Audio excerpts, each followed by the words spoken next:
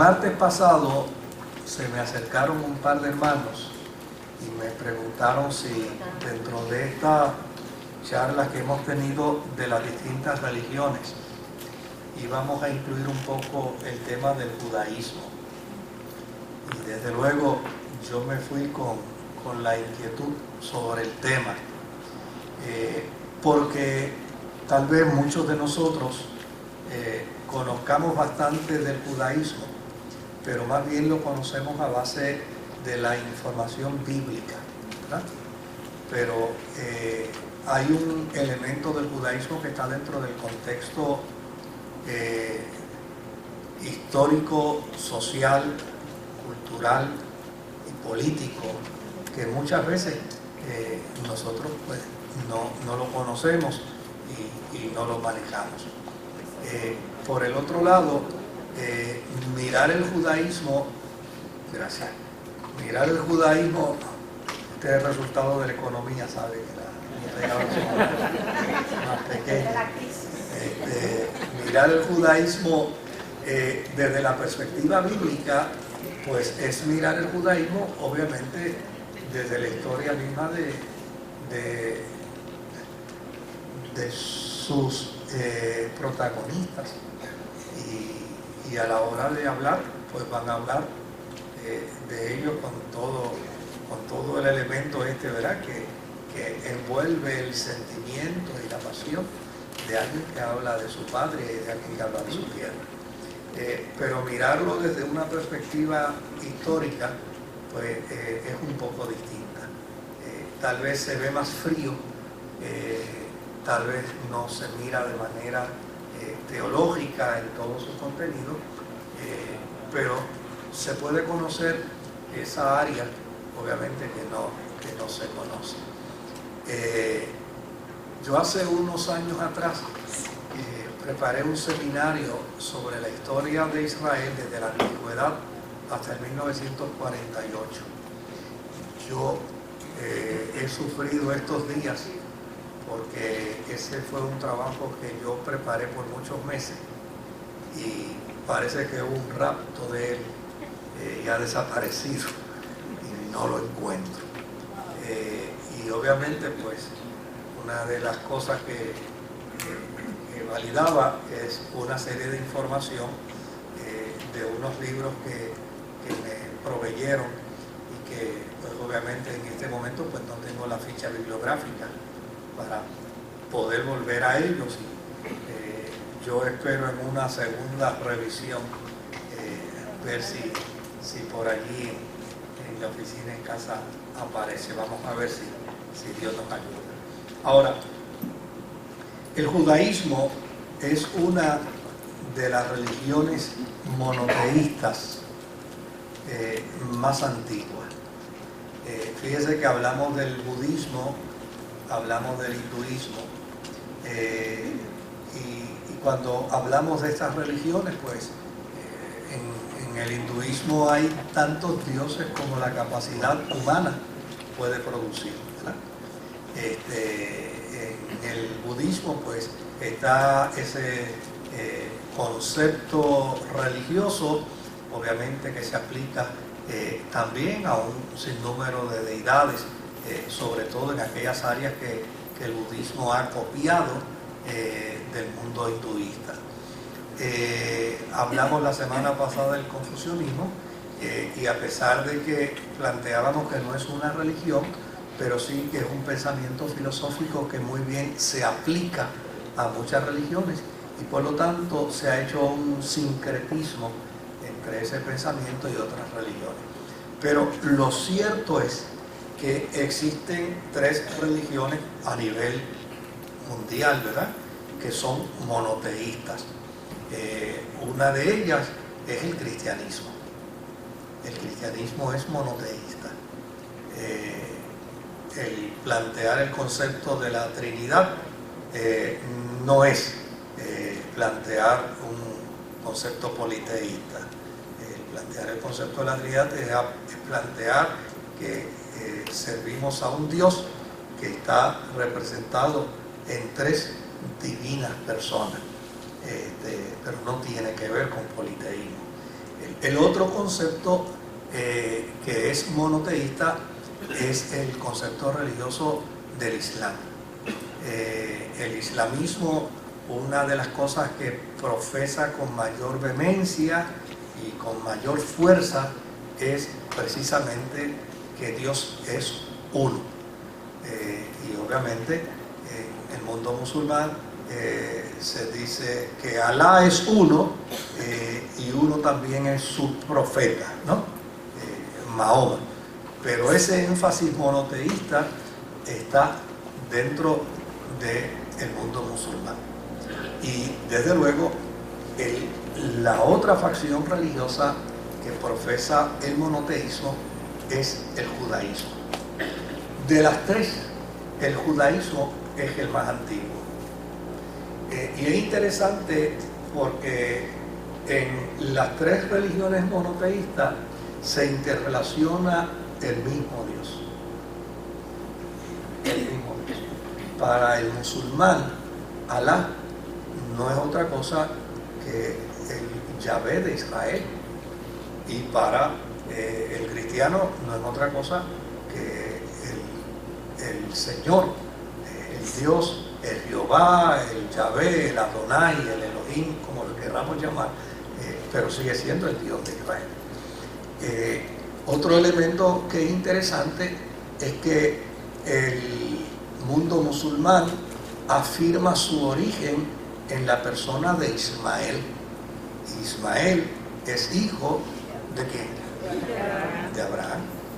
Por lo tanto, ese vínculo de árbol genealógico, tanto en el mundo musulmán como en el mundo judío, es similar.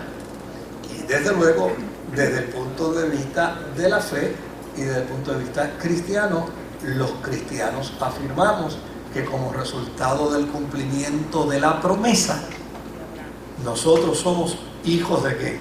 Somos hijos de Abraham. Somos el cumplimiento de esa promesa que Dios le hizo a Abraham. Por lo tanto, es interesante, claro, esto, por eso dije que no se puede ver desde el punto de vista teológico. Si lo miramos desde el punto de vista teológico, se forma la de San Quintín, se forma el revolú teológico. Hay que verlo más bien desde el punto de vista de ese espectro. Fíjense qué interesante que las tres religiones monoteístas se interrelacionan de alguna manera en algunas posiciones filosóficas y obviamente ellas tres juntas revelan y demuestran en alguna medida el crecimiento extraordinario en cuanto a esa afirmación de que de Abraham iban a proceder hijos de todas las naciones. No lo toquemos desde el punto de vista teológico porque hasta yo me voy a ir de parte de cualquiera que lo discuta de forma contraria. Simplemente es mirándolo, ¿verdad?, en ese espectro de lo macro. Ahora, lo interesante es que siendo el judaísmo una de las religiones monoteístas más antiguas, no podemos perder de perspectiva que la influencia desde el punto de vista histórico mundial no puede descartar la fe del judaísmo y tampoco puede descartar el hecho de que hasta el día de hoy obviamente la identidad judía es una de las identidades que mejor se ha preservado dentro del mundo religioso. El judío de hoy sigue aferrado a la Torá como el judío de hace 4.000 años atrás. Es probablemente de las grandes religiones la más pequeña, porque obviamente no tiene un número como digamos el hinduismo, no tiene un número como digamos como el budismo, ni siquiera un número como la religión musulmana, que es mucho más grande, ni siquiera como el cristianismo, que es mucho más grande que el judaísmo. Pero sí es interesante que el judaísmo ha tenido que ver históricamente con básicamente cualquier historia de los pueblos. De hecho, aquellos que han visitado Europa y han visitado el continente asiático y han visitado el continente africano y han tenido la oportunidad de llegar a lugares de pueblos antiquísimos, lo único que tienen que preguntar es dónde vivían los judíos. Inmediatamente alguien les va a decir, vivían por aquí, en algún lugar de esta ruina estaban los judíos. Muchas veces no vivían dentro de los pueblos, ni vivían dentro de las ciudades, porque obviamente el judío siempre ha querido mantener su idiosincrasia religiosa, su idiosincrasia cultural, y esto hacía que muchos pueblos los miraran con cierto desdén, con cierta apatía, no se vincularan a ellos. Pero por el otro lado, por la disciplina del judío, por su experiencia de fe, por sus convicciones de vida religiosa, oiga, no se puede negar que donde quiera había un judío, prosperaba. Y de hecho, muchas veces vivían fuera de las ciudades y de los pueblos, pero cuando los pueblos tenían crisis, iban donde los judíos para que ellos les proveyeran económicamente. Las historias antes de los sabios y de los filósofos eran siempre historias donde se vinculaba al judío. Un viejo filósofo judío, un viejo sabio judío. De hecho, hoy en la modernidad han sido muchas las ocasiones donde judíos han sido propuestos para premios Nobel en el campo de la ciencia, en el campo de las matemáticas, en un sinnúmero de campos del saber. De alguna manera ellos se han hecho sentir. Por lo tanto, es interesante que un pueblo tan pequeño, que básicamente es un pueblo, cuando hablamos del budismo, pues mencionábamos que el budismo se puede dar en un montón de países y de continentes, y pueden haber budistas de cualquier nacionalidad, pero para ser judío, generalmente el que es judío o practicante de la fe judía, por lo general desarrolla un apego y un anexo directo al pueblo de Israel. O sea, que es un elemento que es vinculante uno del otro. O sea, un judío va a terminar queriendo vincularse a la nación de Israel. De hecho, aún dentro del mismo cristianismo, personas que han dado pasos de acercamiento a la experiencia de la fe judía, a lo que yo no estoy de acuerdo, vaya el comentario, ¿verdad? Pero lo han hecho y lo han hecho muchas personas, generalmente terminan precisamente vinculados a la nación de Israel. Esto hace pensar y hace entender, sin lugar a dudas, que el judaísmo ha impactado de manera profunda, de manera marcada, ha impactado el movimiento histórico a nivel mundial.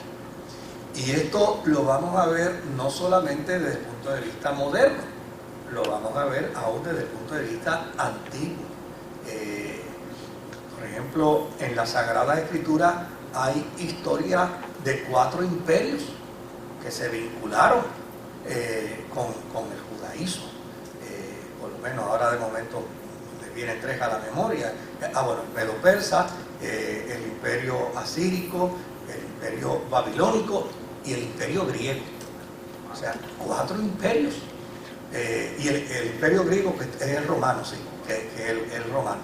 4 imperios que de alguna manera tuvieron que ver históricamente con el mundo judío y con la experiencia religiosa del judaísmo. Cuando lo miramos desde la óptica moderna, pues no podemos perder de vista que a mitad, un poquito antes de la mitad del siglo XX, Israel fue víctima de un gobierno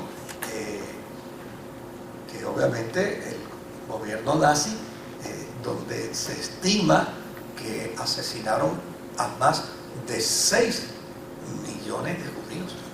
Es decir, exterminaron a una población prácticamente una vez y media los puertorriqueños. Y todavía, al día de hoy, obviamente, el detonante, que es lo que plantean algunos políticos, el detonante inclusive de una tercera guerra mundial pudiera realizarse como consecuencia de cualquier intervención en contra del Estado de Israel. Lo que hace entender que el mundo de Israel y el judaísmo siempre ha mantenido una posición histórica que hace que todos los ojos del mundo miren hacia él. Yo no sé cuántos de los que están aquí han ido a Israel, pero cuando uno mira la historia del nuevo Estado de Israel, que comienza en el 1948, y comienza no con intenciones bélicas, comienza con intenciones comerciales. Es decir, un grupo de judíos se decide a comprar tierras y le queremos comprar. ¿De quiénes son estas tierras? Estas tierras eran nuestras una vez, pero ahora son de los ingleses. Bueno, pues vamos a hablar con los ingleses para que nos las vendan. Pues vamos a los ingleses y los ingleses nos venden un pedazo de tierra y volvemos de nuevo y le compramos a los ingleses otro pedazo de tierra, hasta que llega el momento en que los ingleses dicen, mira, tengo presión de los gobiernos árabes y palestinos y no te puedo vender más tierra. Y dice, pero es que estas tierras nosotros las estamos comprando, pero realmente son nuestras. Bueno, no le vamos a vender un céntimo más de tierra. Bueno, pues si no nos venden la tierra, nosotros entendemos que es nuestra y la vamos a poner. Y obviamente lo que se conoce como la guerra de los 6 días. 6 días le tomó a Israel reposeer las tierras que habían perdido por cientos y cientos de años. O sea, Israel y el judaísmo juega un papel preponderante dentro de lo económico, dentro de lo social, dentro de lo político y dentro de lo religioso. Tan es así que todavía al día de hoy, en el siglo XXI, el sistema económico de muchas naciones del mundo ha sido diseñado por judíos, y la injerencia de judíos dentro de la economía mundial ha sido extraordinaria. O sea, cuando uno mira, uno dice, Dios mío, un país pequeñito que tiene su propia religión, porque el judaísmo es una religión de un solo país, de una sola nación. Ahora, desde luego, la base fundamental de la religión judía es tal vez la más antigua, porque como dijimos, el mundo musulmán es monoteísta y el cristianismo es monoteísta, pero comparado con el judaísmo, el cristianismo tiene 2000 años, y el mundo musulmán tiene todavía menos tiempo que el cristianismo, porque comenzó después, 500 y pico de años después. Pero el mundo judío tiene más de 4000 años de historia, y desde que comienza afirmando precisamente una tesis monoteísta. Cuando Dios habló con Abraham, le dijo que él era el único Dios, y le hizo saber que él le daría las instrucciones desde la A hasta la Z, y que como resultado del cumplimiento de esas instrucciones que le daría, Israel iba a beneficiarse del bien como resultado de la obediencia. O sea, ¿qué plantea esa tesis del mundo monoteísta, del mundo judío? Pues ellos plantean que no solamente Dios, el Dios de Israel, es el único Dios, sino que es un Dios omnipotente, es un Dios omnisapiente, es un Dios omnipresente. O sea, es el Dios soberano que lo controla todo. Cuando usted compara la religión judía y la religión cristiana, fíjese qué interesante que en las demás religiones la historia de los dioses comienza juntamente con el humano, y en ocasiones es el humano quien crea los dioses. Pero en el caso del judaísmo y del cristianismo es totalmente distinto. Es Dios el que lo crea todo. O sea, cuando se habla de en el principio dentro de la Torá, no se está hablando del principio de Dios, se está hablando del principio del cosmos. O sea, en el principio del cosmos es que Dios entonces comienza a actuar, pero Dios está antes del principio. ¿Y cuánto tiempo antes? Pues la religión judía plantea y demarca, no, Él existe. Punto. Por el otro lado, en las otras religiones los dioses se presentan y tienen que presentar el prontuario. En el caso del judaísmo, Dios se presenta sin explicación. Dios no explica cómo surge, ni cómo se crea, ni cuándo empieza su función. Simple y sencillamente, Dios aparece. Y aparece a irrumpir en la historia del cosmos y de la humanidad. Y esto, obviamente, en el campo filosófico es sumamente impactante, porque el Dios del judaísmo, como del cristianismo, es un Dios que no dio espacio al pensamiento humano para su formación, ni para sus reglas, ni para sus leyes. Llana y sencillamente Él fue quien lo estableció. Ahora, no solamente presenta a un Dios omnipotente, sino que presenta a un Dios creador del universo. Usted puede encontrar una diversidad de opiniones con respecto a la creación en el mundo hinduista. En el mundo hinduista, cada dios crea una cosa. Hay dioses que solamente crean una hoja. Hay dioses que crean solo un insecto. Hay dioses que pueden crear hasta una sola gota de agua. Porque eso, olvídese, los dioses se van a producir de acuerdo a la imaginación humana. Pero en el caso del judaísmo, Dios es el creador de todo el cosmos. De hecho, la Biblia plantea, dice que todo fue creado por Él y para Él. Por el otro lado, el judaísmo, viéndolo no desde el punto de vista sectario, porque si lo vemos desde el punto de vista sectario hasta nos enfogonamos con los judíos,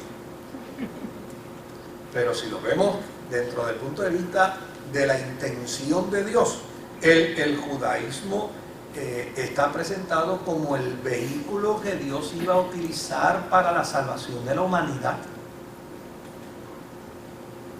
Por eso se le hacen las promesas mesiánicas a Israel, y por eso se le plantea la realidad de un Salvador, y por eso se le pone en las manos, proféticamente hablando, la responsabilidad de la salvación del mundo a Israel. Lo único es que se durmieron en los 30 segundos y perdieron de perspectiva la oportunidad de esa experiencia de anunciación de salvación, aunque todavía el judaísmo sigue afirmando, obviamente, que la responsabilidad soteriológica o salvífica del mundo está en las manos de ellos. Ahora, por el otro lado, el judaísmo se presenta frente a un Dios eterno, inmensamente eterno, ¿verdad? Y se presenta como el único pueblo creado por Él.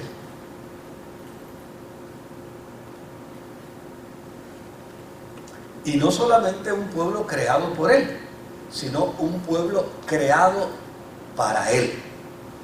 Cuando usted lee toda la documentación judía, el enfoque de ellos es que Dios los creó a ellos como su pueblo y que a fin de cuentas ellos son su pueblo y Dios es su Dios. Y eso uno se da cuenta cuando uno mira y dice, vamos a escuchar la oración judía. Dios de Abraham, Dios de Isaac y Dios de Jacob. Agapito ahí no hizo, ¿verdad? Bartolomé tampoco hizo ahí. O sea, ese que es el Dios de los patriarcas. Por lo tanto es el Dios de una sola nación, de un solo pueblo. Entonces, obviamente, ellos por un lado afirman ser el recurso de la salvación para la humanidad, pero a la misma vez afirman que ese gesto de salvación para la humanidad no los incapacita, sino por el contrario, los autentiza como el único pueblo, como el único instrumento de Dios. Ahora, el judaísmo como práctica moderna, se remonta al año 1000 antes de Cristo, ¿verdad? Estamos hablando de unos 3000 años. Pero a esto tendríamos que añadirle el periodo de tiempo histórico de Abraham. Y cuando le añadimos el periodo histórico de Abraham, entonces descubrimos que el judaísmo está vinculado religiosamente a una nación por más de 4000 años. Yo creo que eso es mucho tiempo, ¿verdad? Es mucho tiempo. Ahora, la historia de Israel solo la tiene Israel. Y la historia de su desarrollo solo la tienen ellos.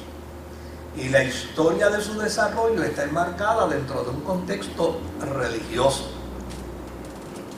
Es decir, un buen día Dios se le aparece a Abraham y le habla a Abraham. Y nadie se asuste porque yo advertí que el planteamiento de hoy no es teológico, es fríamente histórico, ¿verdad? Me mira y dice, espérate, ¿qué le pasa al pastor? No, estamos mirando simplemente en un plano puramente histórico.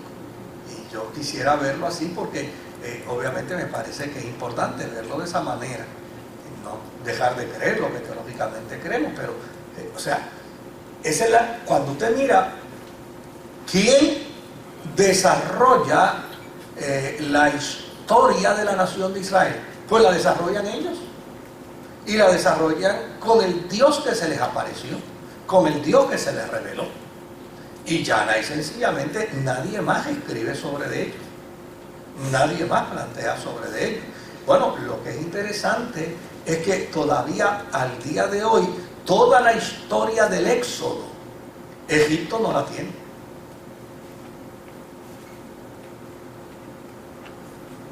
Es Israel que tiene esa historia. Claro, hay una serie de argumentaciones interesantes. Dice, bueno, ¿para qué la van a tener?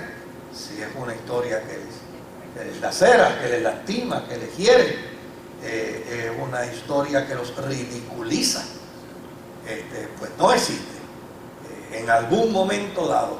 Pero lo que no pueden negar es que Israel dice, mira, en la historia hubo un tiempo donde estuvimos allá y hubo un tiempo donde vivimos a merced de ellos y hubo un tiempo, y la mejor evidencia de ese tiempo es que hubo dentro de esa historia unos personajes que no eran egipcios y que interactuaron dentro de esa nación. Entonces ellos presentan la evidencia. Egipto puede decir, eso no es verdad, pero presenta tu evidencia. Dice, no tenemos ni para sostenerlo ni para negarlo. No tenemos evidencia para eso. Bueno, pues cuando uno ve la ausencia de una evidencia para negarlo y por el otro lado ve la evidencia histórica para sostenerlo, la inclinación más lógica es decir, bueno, pues esta gente están argumentando un dato histórico real y verdadero, porque están hablando de tiempo, están hablando de espacio, están hablando de gobierno, están dando nombres de gobernantes, están dando nombres de lugares y están presentando historias de crisis que Egipto no puede negar. Entonces cuando uno mira todo eso, dice, pues mira, en cierto sentido, el hecho de que se haya borrado, bueno, en la historia sucede así. El que vio tierra no fue Cristóbal Colón como nos lo cantaron en primer grado, ¿verdad? Qué bonita tierra he visto yo. No vio nada de eso. El que vio era uno que estaba arriba y gritó tierra. Pero desde luego, cuando se fue a hacer la historia, usted no vio nada. ¿Quién que vio fue Cristóbal Colón? Se calla la boca y no diga nada, que lo dejamos acá mismo en Borica. ¿Por qué? Porque, óyeme, quien tiene en su mano el lápiz y el papel para hacer la historia, la Lupe decía que cada cual en este mundo cuenta el cuento a su manera. Ahora no vayan a poner en disciplina por yo citar a una hermana en la fe que murió sirviendo al Señor. Mira para allá, ¿por dónde anda este? Anda por la Lupe. Bueno, eso es para que nos despertemos. Ahora, si Israel puede sostener históricamente una evidencia de más de 4.000 años, y pueden afirmar que desde que se fundó, Dios fue la razón de esa fundación, de ese desarrollo. Ahora, ¿ha sido el judaísmo toda una vida monoteísta? Históricamente hay que admitir que no. En algunos momentos el judaísmo practicó politeísmo y lo practicó antes de Salomón y lo practicó después de Salomón. Por lo tanto, el judaísmo tiene sus manchas, como el cristianismo también tiene sus manchas.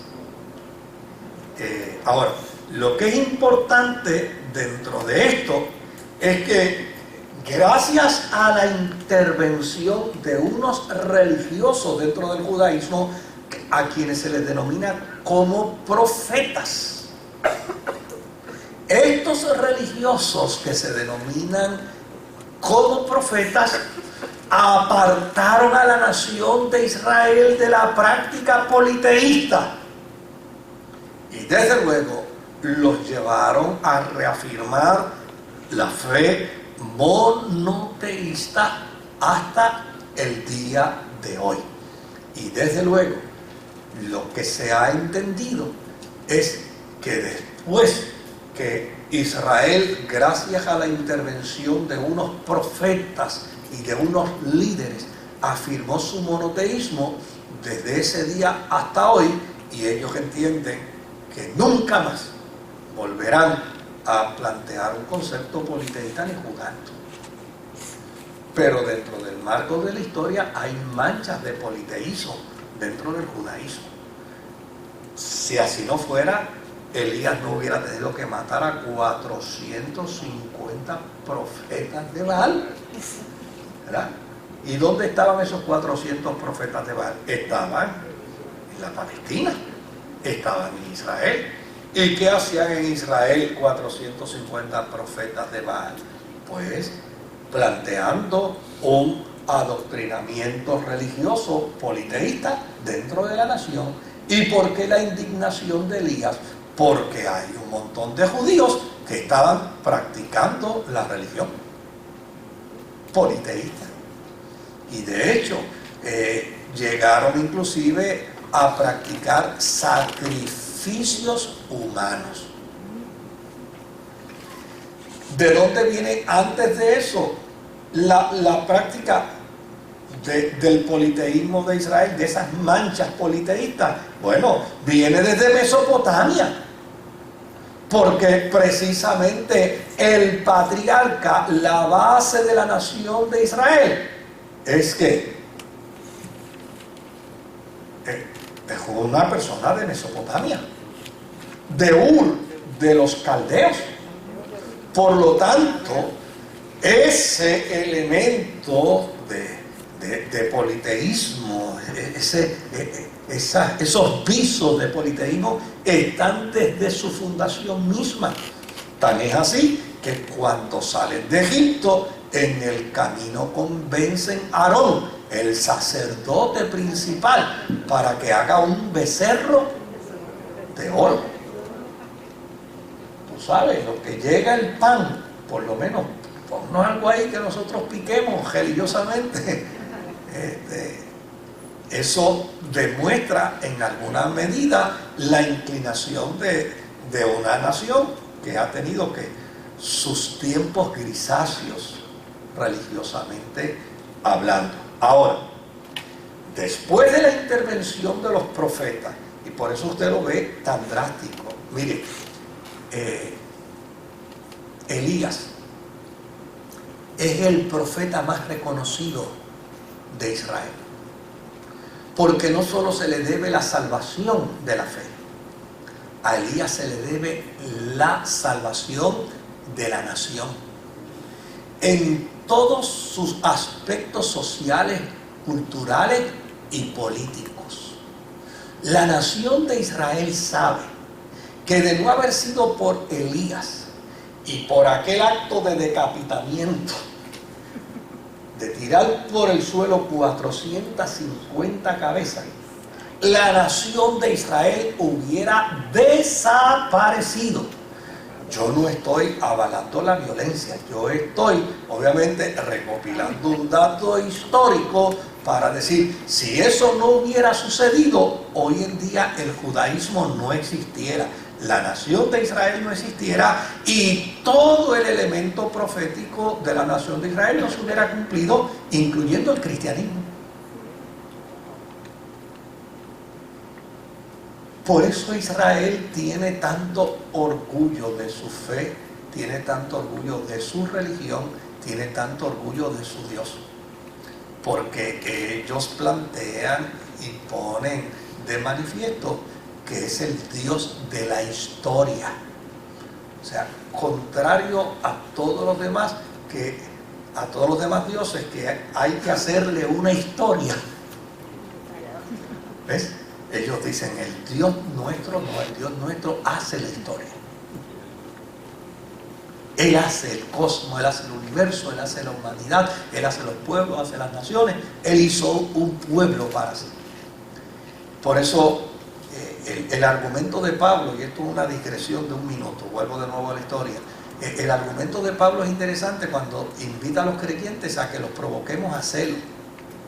¿Verdad? Dice que los provoquemos a celo. ¿Por qué razón? Porque la única evidencia que tiene un judío para demostrar que es hijo de Dios es como resultado de las bendiciones. ¿Por qué razón? Porque no ha habido una nación en el mundo que haya sufrido más que los judíos. No ha habido una nación en el mundo que haya desaparecido más veces y se haya vuelto a levantar como el fénix que los judíos. Los judíos se han extinguido en momentos dados. Su nación ha quedado desierta, abandonada en un sinnúmero de ocasiones. Y vuelve de nuevo ¿qué? A resurgir. Plantéese en la modernidad, desde el 1948 hasta el 2014, 52, 62, 66 años, ¿no? ¿Estoy en lo correcto? Los matemáticos me pueden ayudar. 66 años de historia. ¿Qué pueblo tiene 66 años de historia hoy? Israel tiene 66 años de historia como nación y está considerada una potencia. O sea, cuando uno empieza a mirar, dice, óyeme, esta gente se siente orgullosa de decir, Dios nos ha dado esa bendición, porque somos su pueblo. Pablo dice, provóquelo en hacerlo, porque obviamente el cristiano puede decir, nosotros también hemos vivido víctimas de la persecución. ¿Cuántas veces se nos ha querido extirpar? De hecho, ¿quién iba a imaginar que el imperio que persiguió por 400 años al cristianismo terminaría confesándose que cristiano? Pues obviamente cuando ellos plantean su historia y el cristianismo plantea su historia, pues entre historia y historia el análisis más concreto es: si a ustedes Dios los ha bendecido, nosotros no somos la excepción. Y si para ser hijo de Dios hay que ser bendecido, pues mídeme a mí con la misma regla. Eso es lo que está diciendo Pablo cuando dice, lo provoca a hacer. Y yo he hecho el experimento con algunos judíos y es interesante la reacción. Se nos ven acá, ¿qué es lo que te lleva a demostrarte que tú eres hijo de Dios y pueblo de Dios? No, que Dios nos ha bendecido. Pues déjame contarte cómo me ha bendecido a mí. Y yo he invocado bendición al mismo Dios que tú invocas bendición. Qué cosa extraña que a ti te bendice y a mí me bendice también. Y tú eres judío y yo soy puertorriqueño. Entonces la tesis neotestamentaria es que a la gentilidad, a través de Jesucristo, Dios los ha constituido que el Israel de Dios. ¿Ves?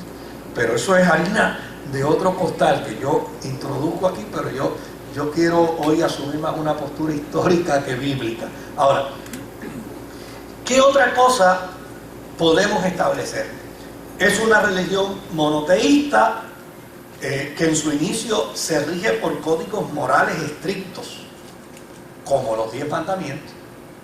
O sea, cuando usted mira la forma y manera como se construye la idiosincrasia cultural, religiosa y política de la nación de Israel, es a base de unos decálogos de virtudes. Y esos decálogos de virtudes eran estrictos. Y de hecho, tan estrictos eran que no estuvieron satisfechos como Dios los estableció. Y Jesús dijo, Dios les entregó a ustedes 10 y ustedes han hecho aquí una infinidad de 600 y pico, 613, 613 nuevos mandamientos. O sea, fíjese hasta dónde llega esa cosmovisión rígida del judaísmo. Ahora, dentro de su historia bíblica, como dijimos, obviamente, ¿dónde encontramos la historia de Israel? Pues la encontramos en su documento bíblico.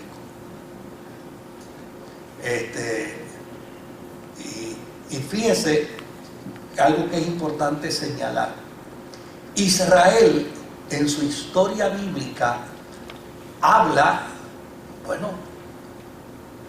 de sus mercedes, habla de sus favores, habla de sus logros, pero habla de sus desgracias, y habla también de sus desatinos, y habla de sus tiempos politeístas, porque yo sé que Israel ha sido politeísta no porque alguien me lo contó, sino porque la misma documentación bíblica de ellos lo dice.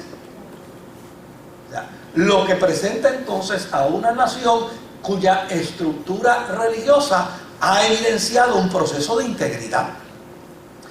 Óyeme, que ha habido momentos de injusticia por parte de Israel, claro que los ha habido. Y que obviamente dentro de esa injusticia han metido a Dios, claro que lo han hecho. Pero la historia misma de Israel presenta el otro lado de la moneda, como por ejemplo en ocasiones donde Israel, como toda nación antigua, que obviamente inmiscuía a Dios en sus hazañas, como lo hicieron los españoles, que inmiscuyeron a Dios dentro de sus hazañas de conquista, pues llana y sencillamente, como lo hacen los musulmanes dentro de sus hazañas de conquista hoy en el siglo XXI, porque ISIS está metiendo a su Dios, es un Dios distinto al del mundo musulmán, Porque el del mundo musulmán es pacífico. El de ISIS, si coge al dios de Grecia, lo mata. Y es el mismo Dios. Y si coge al dios de Turquía, lo mata, lo decapita. Y es el mismo Dios. Porque para ellos, en ISIS, el Dios de ellos es el Dios que ha decidido que quien no sea musulmán, a la luz de la rigidez de su fe, hay que cortarle la cabeza. ¿Se da cuenta? O sea, ese elemento del fanatismo. Pero el judaísmo ha presentado una integridad dentro de su historia. Porque así mismo como han involucrado a Dios para hacer y deshacer, asimismo se han levantado profetas para decir, ay de aquellos que dicen que Jehová ha dicho y Jehová no ha dicho nada. ¿Ves? Entonces, presenta un marco de integridad. Claro, la suma y la resta del análisis histórico de la nación, pues, porque uno no va a ir a la historia con todo el prejuicio, porque si va con todo el prejuicio, pues uno termina haciéndose pronazi. ¿Ven? Pero cuando uno ve la historia con frialdad, uno descubre que esta ha sido una nación que desarrolló su historia a través de su propio documento sagrado, que es la Torá, pero desde luego dentro de su documento sagrado preparó su historia de tal manera que se pueden ver sus virtudes y se pueden ver sus defectos. Y cuando alguien habla de sus virtudes y sus defectos, a la conclusión que humanamente uno llega es que es íntegro.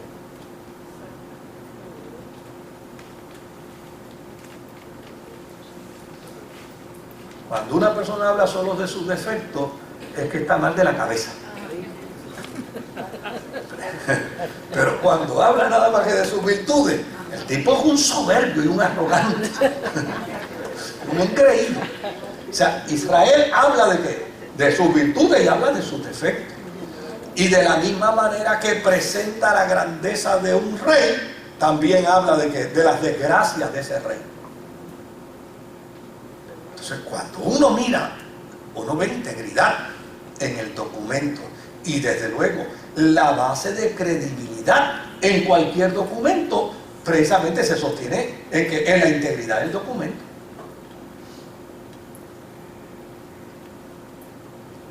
Por esa razón, históricamente hablando, esta nación que tiene su propia religión, que se llama judaísmo, presenta con mucha integridad dentro de su documentación la historia de su propia tierra, de su propia nación. Ahora, dentro de su historia bíblica, ellos dicen que Dios estableció un pacto con Abraham. Usted le pregunta a un judío, vea que ¿cómo ustedes nacieron? Pues nacimos de un hombre. Pero qué interesante que tienen tanta integridad para decir, pero no era judío desde chiquitito, era gentil. Era gentil. O sea, nosotros somos producto de un hombre que era gentil. Ah, qué interesante. Pues eso se puede denominar como integridad. Porque de lo contrario, yo cuando estaba haciendo el doctorado en historia, había una compañera que estaba presentando su tesis y me dice un día, tú no sabes cuántos problemas yo he tenido porque ella hizo su tesis sobre el blanquizaje en Puerto Rico. Usted sabe lo que es el blanquizaje, ¿verdad? Que pues había en Puerto Rico indios, había africanos, había puertorriqueños, españoles criollos, ¿verdad? Y eso trajo como consecuencia una raza mestiza, pues, porque se cruzaban las verjas y todo eso, pues, sucedía. Y cuando se trajo esa otra generación de mestizos, pues entonces, como el registro se hacía en la iglesia, pues el papá o la mamá del mestizo iba a la iglesia. Entonces, raza, negro, blanco o mestizo. Padre, Coja esa ofrenda ahí que le vamos a dar, y si acaso usted cree que es un poco más, muchacho, es más blanco que un palmillo. De ahí surge aquellos planteamientos negroides de ¿y tu abuela qué? ¿Dónde está? Pues esta compañera mía estaba haciendo precisamente su tesis en el blanquizaje y me dice, muchacho, yo no sabía que iba a tener tantos problemas, hasta amenazas de demanda, familias en Puerto Rico, empezó a mencionar un montón de familias que yo he descubierto que hicieron blanquizaje, o sea que en el camino se fueron poniendo blanquitos. En el camino, o sea, el proceso de Michael Jackson no es el único. En el camino me han amenazado con que me van a demandar, porque yo estoy sacando a la luz una información que a ellos no les interesa. Pues, cuando uno trabaja con esto, uno ve integridad. Israel, con todo y aquel proceso religioso malsano, donde eran capaces de decir que un gentil era como el carbón para el infierno, no podía negar que su nación es producto ¿de quién? De un gentil, de ese mismo, que es como un carbón para el infierno. Entonces, eso es integridad en el documento histórico. Ahora, por el otro lado, ellos van a decir que Abraham tuvo 2 hijos, ¿verdad? El primero se llamó Ismael, pero este fue un fao.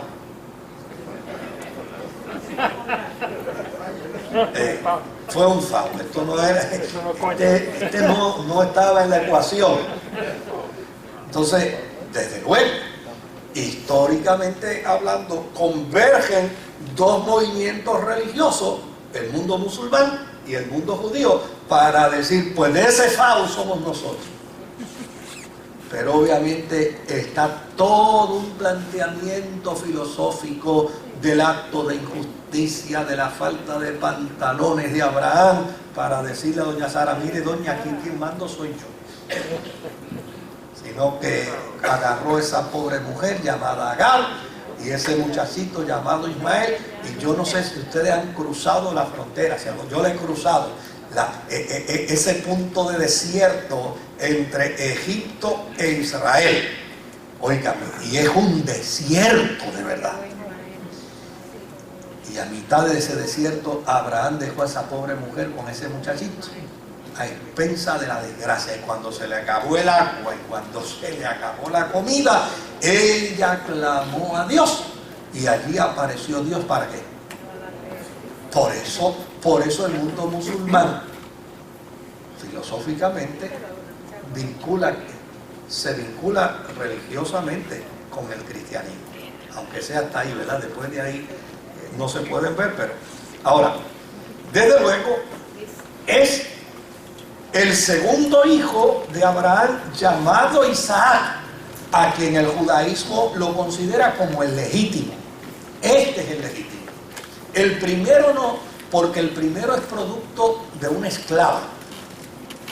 El segundo sí, porque el segundo es hijo de la esposa legítima de Sara. Y desde luego,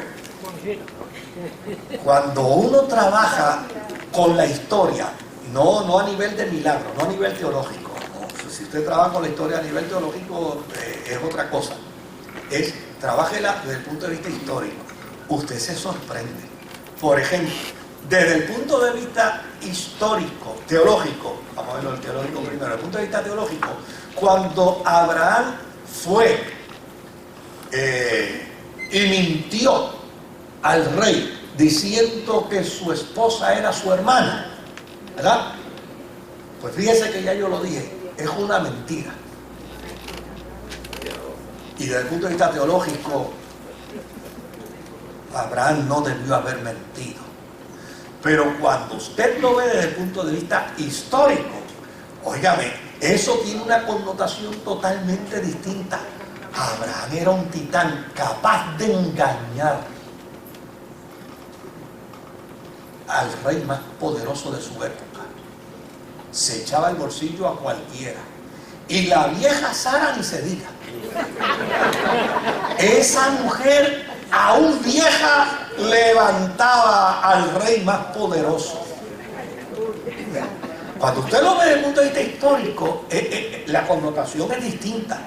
Sara es la mujer más linda. Por lo tanto, el orgullo del judío antiguo era, óyeme, nosotros provenimos de una raza, mira, de un titán que no hay quien lo engañe, por el contrario, él se mete a cualquiera en el bolsillo. Y tenemos una madre que vieja podía competir para mis universos y llegaba primero, segunda y tercera. Sí, ¿ves? Entonces, cuando uno ve ese contexto desde el punto de vista histórico, el orgullo de la nación con respecto a esos personajes es extraordinario. Y desde luego, ese Isaac, hijo de Sara, de la esposa legítima, tiene otra historia. Y es que viene enjuntado con un hermano. Y a fin de cuentas, el hermano nació primero, pero el tipo era tan sagaz, aún antes de abrir los ojos y antes de coger la primera nalgada para llorar, y venía amarrado de su hermano. O sea, cuando usted mira el planteamiento frío, no teológicamente, porque teológicamente uno empieza a hablar de la provisión de Dios y del plan divino, ¿no? Es mirarlo fríamente, es mirarlo como miramos el mundo musulmán, como miramos el mundo budista, como miramos, ¿verdad? Que lo miramos. Pues hay que mirarlo desde esa misma perspectiva, hay que tener el mismo espejuelo para el mundo judío. Y uno dice, oye, pero qué cosa extraordinaria. O sea, que Isaac le nacen dos hijos. Y el muchachito que va a formar la nación, ese tipo no había nacido cuando ya era listo, cuando ya era hábil. Imagínense, el padre le puso Jacob, que quiere decir que, en el mejor sentido de la palabra, engañador, alguien que se echa al bolsillo a cualquiera. Bueno, al punto que cogió a su hermano un día y esperó y lo veló y lo veló y lo veló hasta el día que el hermano estaba muerto de hambre. Y dijo, este es el momento. Vende, muchachos, si me venden la primogenitura te doy toda la sopa. O sea, cuando usted ve la historia desde ese contexto, usted ve que la formación de la nación de Israel y del judaísmo se da en las manos de unos individuos con unas capacidades extraordinarias. Lo que es interesante es que todavía hasta el día de hoy el judío educa en esa dirección. El judío, mire qué interesante, a un judío el niño le lleva malas notas a su casa, el judío o la madre judía sienta al niño en la falda y le dice, papito, no te preocupes, el problema no es tuyo, es que la maestra no te entiende. Tú eres tan inteligente, jamás, contrario a nosotros, muchachos brutos, mira para allá que no aprende. El judío jamás va a infundir en la psiquis de un hijo un sentimiento de inferioridad, bajo ninguna circunstancia. No, es que no te entiende, pero eso no tiene que ver con tu inteligencia.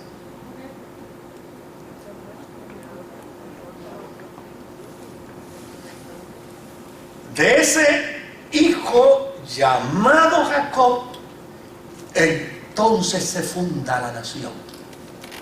Porque el tipo es tan hábil y tan hábil. Véalo fríamente, que se ha echado una pelea con Dios y se lo ganó. Mire el texto. Ya no será más tu nombre Jacob, sino Israel. ¿Por qué? ¿Quién me dice? Porque has peleado con Dios y lo has vencido. ¿Se da cuenta? O sea, el tipo es tan ágil, tan sagaz, que hasta con Dios se ha echado una pelea y se lo ha ganado. Mire, en las bases filosóficas que está el judaísmo y está la nación. De hecho, en el 1948, cuando ellos alcanzan las tierras que hoy tienen, aquello era un desierto que no nacía, óigame, ni el moribibí. y la arena se formaba allí. Vaya ahora.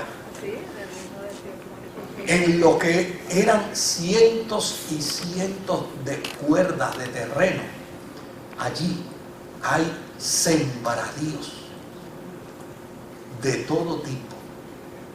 En Israel se logra dar cualquier tipo de fruto, cualquier tipo de vegetal, cualquiera. De hecho, cuando uno viaja a Israel, una de las cosas que más uno disfruta es la comida en los hoteles. Usted se va a sorprender, usted va a encontrar guineo, usted va a encontrar plátano, usted va a encontrar guayaba. Pero venga, no, todo eso se da aquí. Todo eso. De hecho, el sí. es la fruta perfecta. Sí, sí, o sea, bueno. Es bajo esas bases que la nación de Israel y el judaísmo obviamente han logrado prevalecer, aun cuando ha vivido momentos en que casi ha estado para desaparecer. Ahora, no solamente eso, ese Jacob tuvo 12 hijos que representan los 12 estados de la nación de Israel, o las 12 tribus de Israel. Y desde luego, esas 12 tribus de Israel tienen una nación, una tribu o un estado predominante, que es Judá. Y, claro, como yo lo quiero ver en frío, pero por el otro lado, la argumentación teológica neotestamental, fíjese que 10 de esas tribus desaparecieron y solo quedaron 2, Manasés y Judá. Y Manasés y Judá, para sobrevivir, tuvieron que integrarse. Por lo tanto, finalmente quedó una sola ¿qué? Una sola tribu, la de Judá. Pero sin embargo, el sostenimiento de la fe cristiana plantea que todas las profecías mesiánicas fueron dadas a Judá, a tal punto que Jacob, ya viejo para morir, le dice a Judá, cachorrito. Y la fe cristiana llama a su Salvador el león de la tribu de Judá. Fíjense qué interesante cómo se va enarbolando una cosa, ¿verdad? Amarrando una cosa con la otra. Ahora, cuando las tribus de Israel habitan Palestina, la parte donde se establecieron los descendientes de Judá se llamó Judea.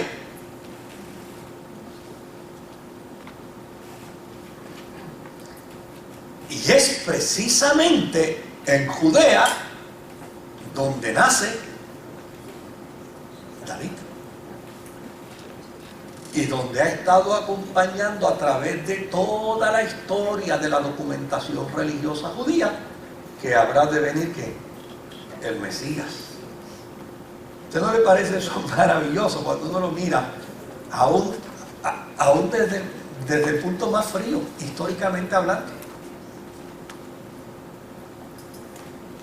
Claro, David es un personaje para Israel tan importante como lo es Moisés, tan importante como lo es Abraham.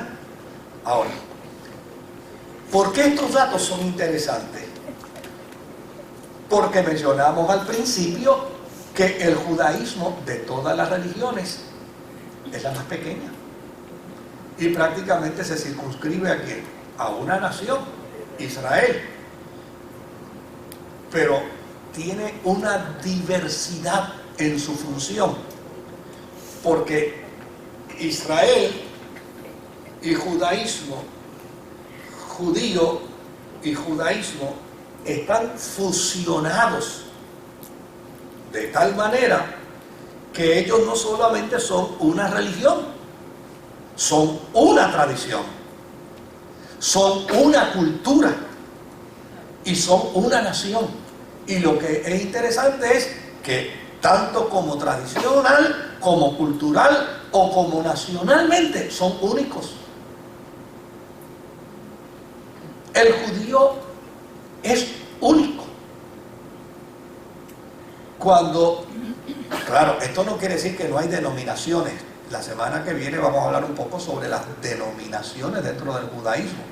Porque así como las hubo en el tiempo de Jesús, los fariseos, los saduceos, los escribas, pues también hoy en día existen una serie de denominaciones. Ahora, lo que es interesante es que esa nación y esa profesión de fe del judaísmo ha logrado fusionarse tanto cultural como tradicional como políticamente hablando. Esto no quiere decir que no existan partidos en Israel, y de hecho vamos a ver un sinnúmero de movimientos más adelante, tal vez hoy no, pero por lo menos hoy vamos a mirar dos versiones generales sobre quienes conforman la religión judía. Por un lado está el judaísmo ortodoxo y por el otro lado está el judaísmo conservador. Los que van a Israel notan la diferencia inmediatamente, como los que van a cualquier gueto judío en Europa, en África, en Asia, notan la diferencia, porque el ortodoxo es ese que se viste de negro, que muchas veces no sabe por qué se viste de negro, ¿verdad? Se viste de negro, tiene por aquí una cosa y unas barbas, y por lo general usted lo ve marginado, separado, bien gracioso, porque en Estados Unidos yo los veía pasando por iglesias evangélicas y se tapaban los oídos y arrancaban a correr porque no quieren escuchar, ¿verdad? Pero en Israel, en el Estado de Israel, convergen tanto los ortodoxos como los conservadores. Y es interesante que hay conservadores que no quieren saber de los ortodoxos. Porque el mundo ortodoxo, los conservadores los consideran la carga económica más pesada para la nación de Israel. Porque esos tipos, por su religión, no paran de parir y de concebir. Mientras haya fuerza, ellos siguen concibiendo y pariendo. Pero esos muchachos se los mantiene el Estado. Entonces, se convierten en una carga para el Estado. Pero a la misma vez son los que reparten el bacalao políticamente. Porque cuando los conservadores dicen, chicos, vamos a sentarnos a dialogar con los palestinos y vamos a buscar alguna avenida para ver de qué manera podemos... Muchachos, los conservadores se levantan y le tumban la cabeza a cualquier... Los ortodoxos le tumban la cabeza a cualquier conservador que esté en contra de sus posiciones. De hecho, la historia ha revelado que han matado a gente de su propia nación que no concurren con sus posiciones. O sea, cuando estamos hablando del ortodoxo, estamos hablando del ortodoxo. Yo recuerdo en uno de los viajes que yo hice a Israel, un grupo de mujeres, pues los que han viajado conmigo, pues yo, después que se termina la excursión, pues cada cual es libre para ir a donde quiere ir y a compartir y hacer lo que quiera hacer.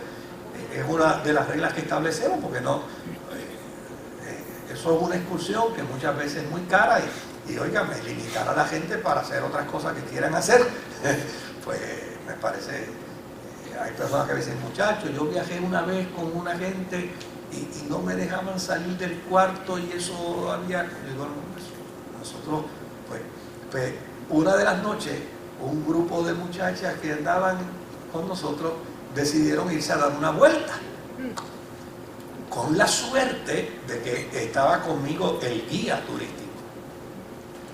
Pues ellas bajaron lo más arregladitas y con sus pantalones, y algunas con sus bermudas y algunas con sus shorts, bajaron el guía me dice, pregúntale para dónde van. Le dije, mira, perdón un momentito, vamos a dar una vuelta para ver la ciudad antigua. Y él se pone las manos así y me dice, dile que no. Digo, ¿por qué? Me dice, muchacho, hoy viernes van para la ciudad antigua, los ortodoxos las van a entrar a pedrar. Las corren a pedrada. Dile que para allá no pueden ir. Que se vayan para el mall, que se vayan para el teatro, que se vayan para el cine, a un supermercado. Pero para la vieja ciudad, que no se les ocurra. Entonces, claro, o sea, me dice, chico, ¿y sabe qué es lo triste de todo esto? Le digo, ¿qué me dice? Que estos ortodoxos, obviamente él es antiortodoxo, lo triste es que estos ortodoxos, cuando llega el viernes son unos santurrones de primera, pero tan pronto el sábado termina, se montan en el carro y se van para las áreas de prostitución y allá hacen de las cosas. Dice, yo no los tolero. Y decía, bueno, tú eres judío, allá tú bregas con ellos.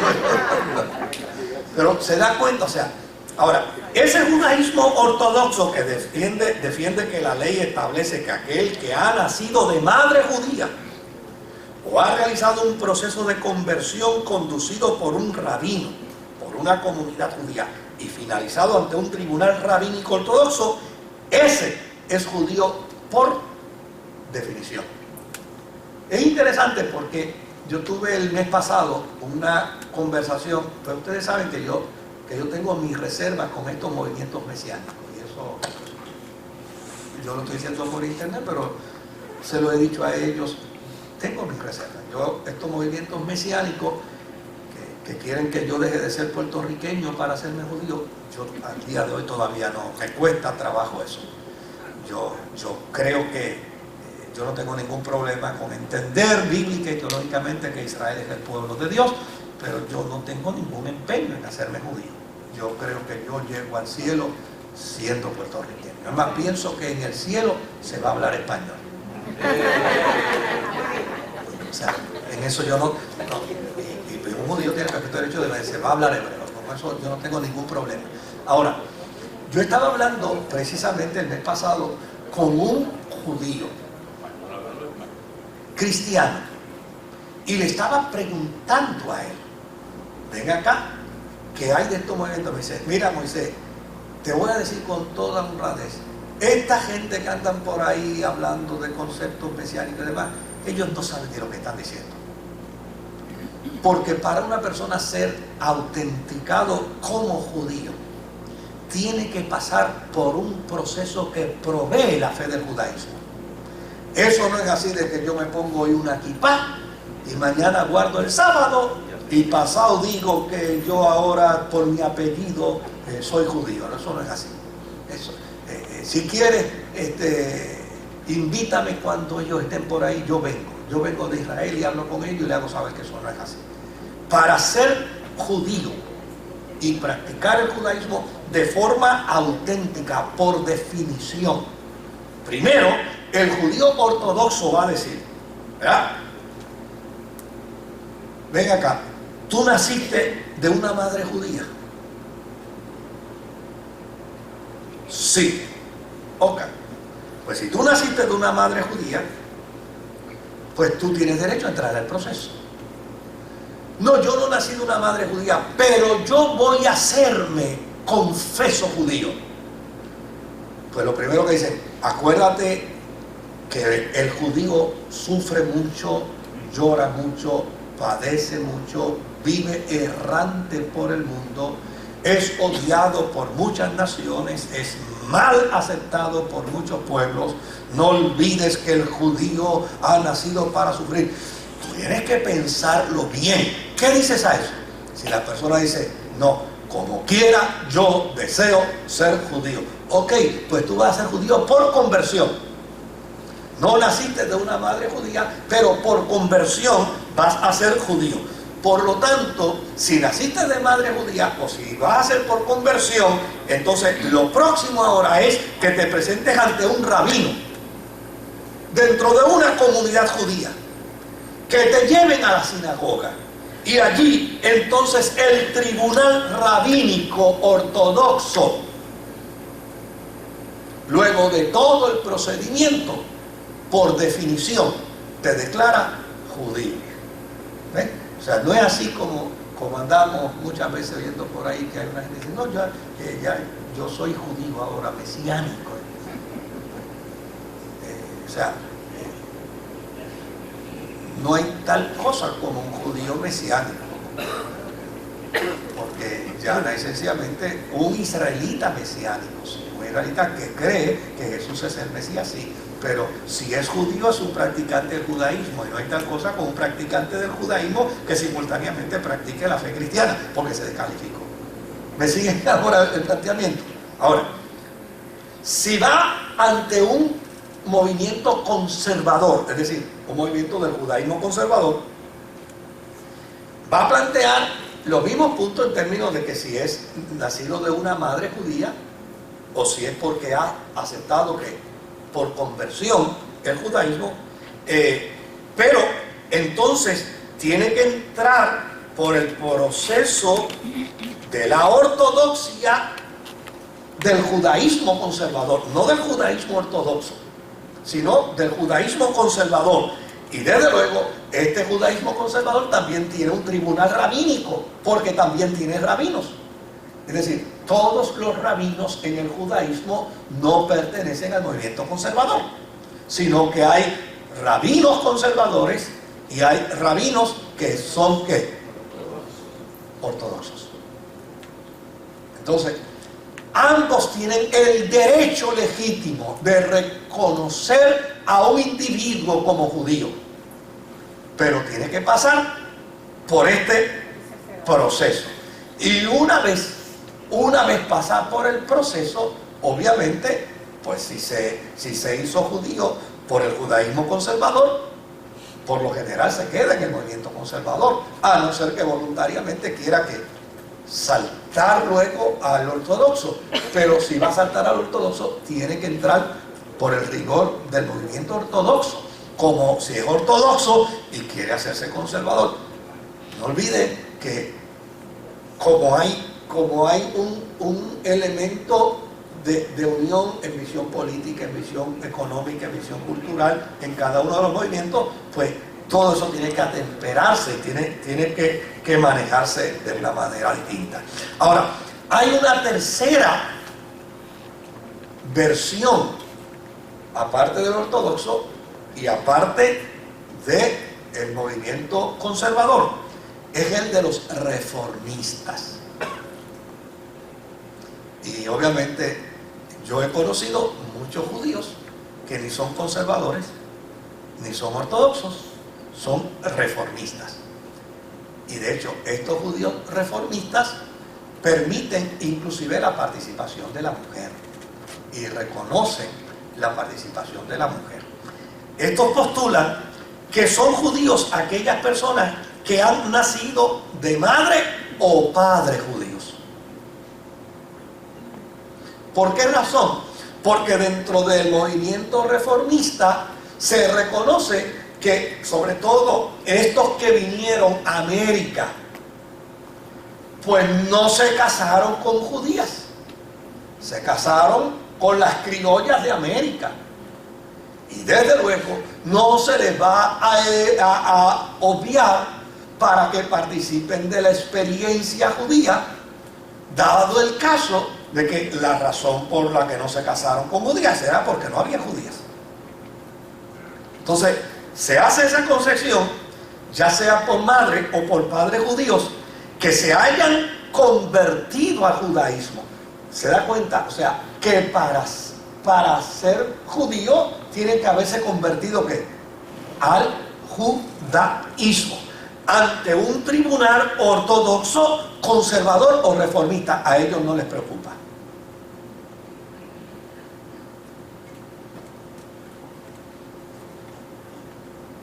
Pero sí ellos se reservan el derecho de decir, si te unes a nosotros, entonces eres un judío reformista. Por lo tanto, ser judío es cuestión de descendencia física o adopción espiritual mediante proselitismo. Esto es importante. Cuando yo me encuentre con un judío mesiánico, ya tú te hiciste prosélito, no, pues entonces no entiendo eso. Explícame cómo es la cosa esa de que puedes poseer dos confesiones de fe simultáneas cuando allá no te la van a validar. De hecho, si se va a Israel, no puede patrocinar la experiencia religiosa cristiana para proselitar. Porque en Israel está prohibido el proselitismo, aunque se permite la práctica del cristianismo. Yo he ido a Israel y he bautizado, y he ido a Israel y he dado la Santa Cena en lugares, y he ido a Israel y he predicado en Israel. Y hay iglesias evangélicas en Israel, y hay iglesias pentecostales en Israel. Y un judío puede ir a una iglesia por voluntad propia. Lo que yo no puedo hacer es predicar en la calle y decirle a los judíos, vengan a convertirse al cristianismo. Eso no me está permitido. Porque está prohibido el proselitismo. Ahora, entre ellos, el proselitismo es a base de a dónde quieren pertenecer, si a los ortodoxos, si a los conservadores o si a los reformistas. Ahora, para concluir, ¿por dónde andan los judíos en el censo?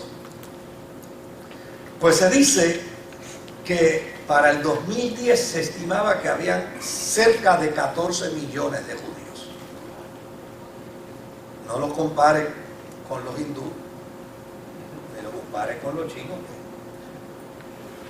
va a ver lo minúsculo, ¿verdad? Que es cerca de 14 millones de judíos. De esos, cerca de 6 millones están en Israel. Cerca de 6 millones viven en Israel. Y cerca de 5 millones y medio viven en los Estados Unidos. Es decir, que entre Israel y Estados Unidos está la mayoría de la población judía. Tal vez ahora usted puede entender por qué existe un protectorado de Estados Unidos con Israel. Pues claro, porque obviamente el político que quiere llegar a una posición tiene que depender de las economías de los judíos millonarios que hay en Estados Unidos. Ahora, los demás, en primer orden, pues obviamente el mayor grupo está en el continente americano. El segundo grupo está en el continente asiático. El tercer grupo está en el continente europeo. El cuarto grupo está en la Oceanía. Y el quinto grupo está en el continente africano. De hecho, en Etiopía hay una población enormísima de la raza negra. Interesante.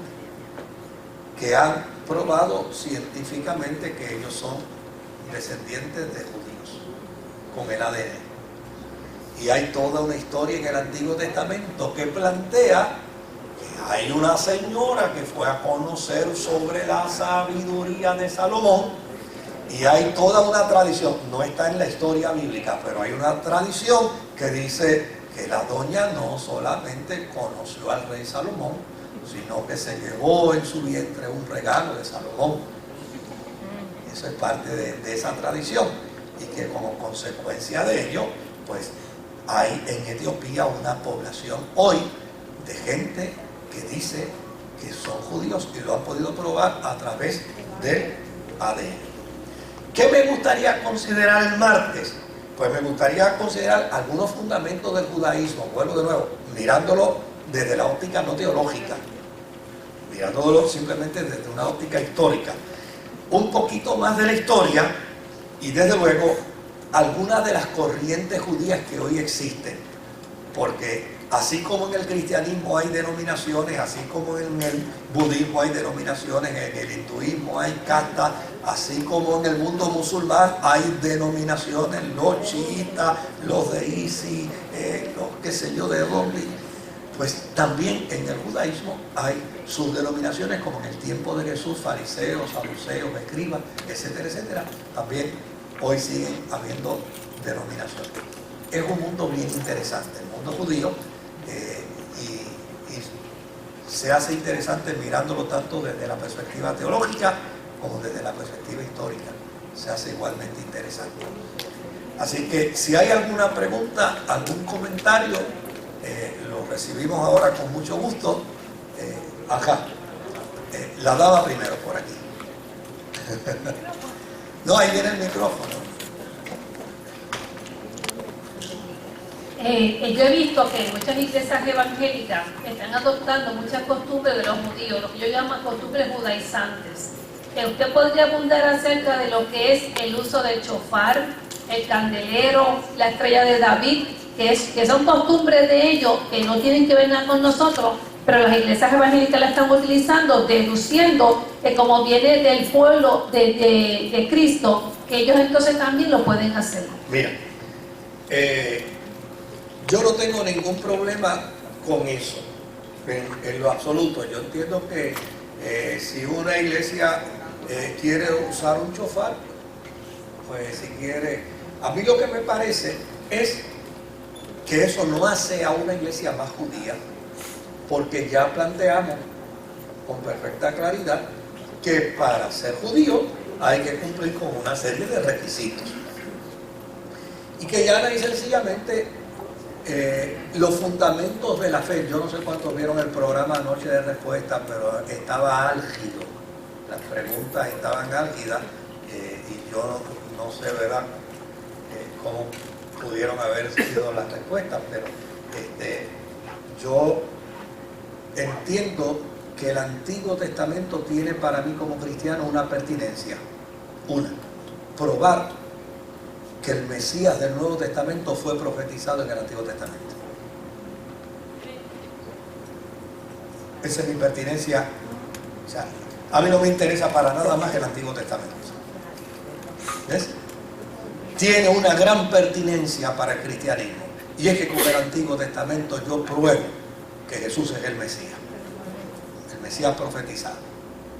Ahora, entrar en el proceso cultural es optativo. Si hay un hermano que me dice, mire, que a mí me gusta, ¿verdad? Yo tengo un amigo que cada vez que yo voy a su casa, él ora en hebreo. Pues es súper. Si sabe hebreo, pues ora en hebreo. El problema es que cuando termina de orar, digo, vea que tú dijiste, porque yo necesito saber ahora. Y él se echa a reír y me dice, tú con tu ocurrencia, y digo, no, chico, porque eso es como hablar en lengua sin interpretármela. Pues ahora tú me tienes que tú dijiste, porque si tú dijiste algo que yo no estoy de acuerdo, yo no voy a decir amén hasta que tú no me digas. Y él se echa a reír, pero ese es su derecho. ¿Sabe hebreo? Pues que hable y ore en hebreo, no hay ningún problema. Ahora, lo que él no puede bajo ninguna circunstancia es imponerme la tradición y la cultura judía, porque vuelvo a decir, fíjese que el vínculo, la interrelación cultural y tradicional de Israel está dentro de la religión. Por lo tanto, la danza judía no es mejor que la danza africana.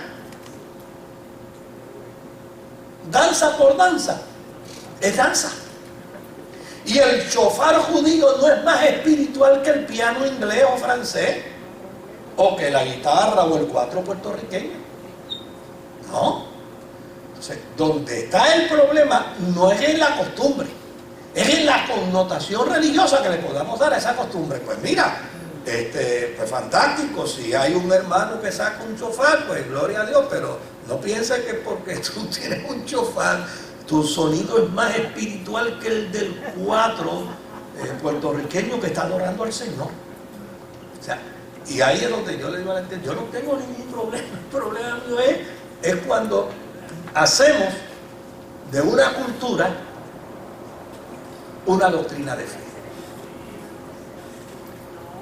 Aquí tenemos niñas que danzan y adolescentes que danzan, Y cuando me preguntan, venga, ¿por qué tú tienes danza en la iglesia? Digo, óyeme, porque prefiero tenerlos danzando en la iglesia y no en un pop. Tan simple, tan sencillo como eso. Que dancen en la iglesia, que adoren al Señor con la danza, no me crea ningún problema. Si la danza es judía, amén. Y si la danza es bolero, amén también. Porque a fin de cuentas lo que me satisface es que lo están haciendo ¿para qué? Para el Señor. Entonces yo no tengo problemas con eso. Ahora, lo que yo no puedo pensar es que un elemento cultural judío es más santo que un elemento cultural puertorriqueño, o haitiano, o dominicano. No, ahí es donde yo tengo mis serios reparos. Yo pienso que el elemento cultural en cualquier país es bueno, y yo creo que el judío tiene que defender su elemento cultural, pero yo no tengo por qué tirar el mío por la borda. O sea, para mí no hay una experiencia más linda que escuchar un himno a 4 guitarras. Y si tiene un güiro por el lado, mejor todavía. O sea,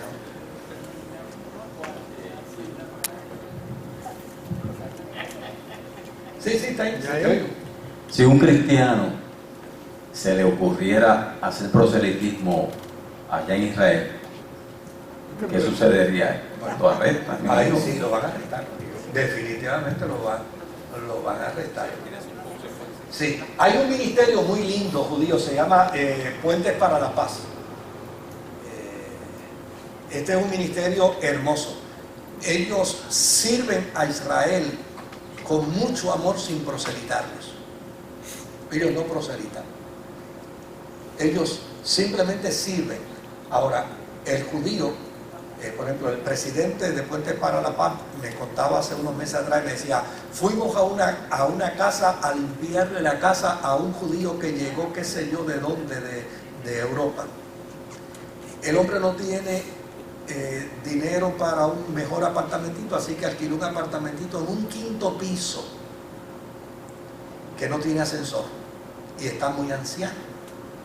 Por lo tanto, nosotros descubrimos que él tenía necesidad de que le vayan a hacer comprita, de que le limpien su apartamento, porque él no puede bajar del 5º piso todos los días. Dice, lo interesante es que cuando llegamos allá, el recurso económico de él es tan poco que cuando le dimos que le íbamos a limpiar el apartamento, dijo, ¿y con qué agua? ¿Y con qué agua? Porque agua de aquí no pueden gastar porque yo no tengo dinero para pagar agua. Y ellos le dijeron, no se preocupe, que nosotros traemos el agua. Dice Moisés, y nosotros lavamos su casa bajando un 5º piso por las escaleras y subiendo. Y al final, buscando agua para lavar el apartamento. Me dice, y al final, él se echó a llorar y nos dijo, ¿por qué ustedes están haciendo esto por mí? Yo, ¿qué merezco que ustedes hagan esto? ¿Por qué ustedes lo hacen? Me dice, y entonces simplemente le decimos, lo hacemos porque el Salvador que nosotros confesamos nos invitó a amarlos a ustedes. Desde luego, no proselitan dentro de un discurso religioso, pero esos individuos finalmente van a donde ellos están y pueden ir voluntariamente. Un judío puede ir voluntariamente a una iglesia. Lo que no puede hacer es proselitismo. Mire, yo a uno de los guías turísticos me llevó a Belén, a la Natividad, a la iglesia de la Natividad. Y yo le digo, vamos a entrar a la vez. Le digo, no, entra tú, yo me quedo acá afuera. Yo lo miro y le digo, ven acá, ¿y cuál es el problema? Entonces, me dice, no, yo no puedo entrar ahí. Acuérdate que yo soy judío. Le digo, chico, pero si lo que tú vas a ver fue donde nació un judío. ¿A ti no te gustaría ir, que yo te llegue a mi país y te diga, vete, te voy a enseñar dónde se enterraron judíos? ¿O donde nació un judío? Yo te estoy invitando a ver donde nació un judío. Miró para todos lados y me dijo, avanza, entra, vamos a entrar. Y lo interesante de eso fue que después fuimos a un restaurante y me dijo, tú quieres chuleta, ¿verdad? Y yo le dije, no, yo no como eso. Me dice, sí, tú quieres chuleta. tú quieres chuleta, yo quiero vegetales, pero tú quieres chuleta. Y yo decía, chico, no, yo no como chuleta. Dice, sí, Moisés, tú quieres chuleta, yo como vegetales. Y dije, pues está bien. Entonces, pues, vino el mozo y tráeme unas chuletas, por favor. Entonces él pidió vegetales. Cuando nos sentamos me dice, es que yo no las puedo pedir. Tú las puedes pedir. Yo me las quiero comer. Está bien, pues ahí miramos, yo me comí los vegetales y él se comió las chuletas. Porque la ley judía también el jíbaro nuestro tiene mucha razón cuando dice que el que hizo la ley hizo también la trampa. Mire, ellos dicen que el cerdo no puede pisar su tierra. Pues es fantástico, que esa es la ley, que un cerdo no puede pisar tierra judía. Muy bien, no hay ningún problema. ¿Sabe lo que hacen? Lo traen al hombro. Ay, perdóname. Con Carlos concluimos. Mira, el técnico tiene una pregunta y si no, no nos prende el equipo en marcha. Adelante, está bien, Javier. Digo que el politeísmo se practicaba antes de Salomón y después de Salomón, pero en Salomón no se practicó. En Salomón no se practicó el... Sí. Él fue el que dio paso. Con esa cosa de la integración de las culturas de otros pueblos, juntamente con la cultura, vino también y se casó para mantener vínculos y nexos con otros pueblos, pues se casó con la construcción del templo. Todo eso provocó ese daño. Pastor, la hermana trajo ahorita el chofá y eso. En algunas iglesias pues se utiliza como adoración, pues la danza judía, pues está explicando, pero yo he visto que hay otras iglesias que se utiliza la danza judía, el tocar las panderetas, el chofá, como parte de la guerra espiritual también. Que me gustaría que algún día hablara sobre la guerra, sobre esos temas. Son movimientos que se están levantando hace tiempo, donde utilizan esos instrumentos supuestamente pues, para reprender demonios y para echar cosas fuera. Eso es lo que se está enseñando mucho por ahí. Me vas a hacer contestar cosas que generan Concha. controversia. Esas son supersticiones religiosas. Jesús no usó un chofar, ni un pandero, ni una danza. Son supersticiones religiosas. Y la iglesia tiene que tener cuidado con no vincular elementos culturales como experiencias de doctrina. O sea, yo no tengo problema en admirarlo. Yo no tengo ningún problema. Si alguien dice, ay, vamos a cantar un corito con música judía, fantástico, bienvenido. Ese elemento cultural no. Lo que me preocupa es que querramos hacer de esto una doctrina. Porque realmente no hay ninguna base bíblica para eso. De hecho, si algún día tenemos la oportunidad de trabajar con Efesios, con la guerra espiritual, con eso que dice Pablo, no tenemos lucha contra carne y sangre, lo hemos predicado aquí en varias ocasiones. Eso no tiene que ver absolutamente nada con la guerra espiritual. Además, ¿para qué le va a declarar la guerra a uno que ya está vencido? Nos ponemos en pie y nos vamos.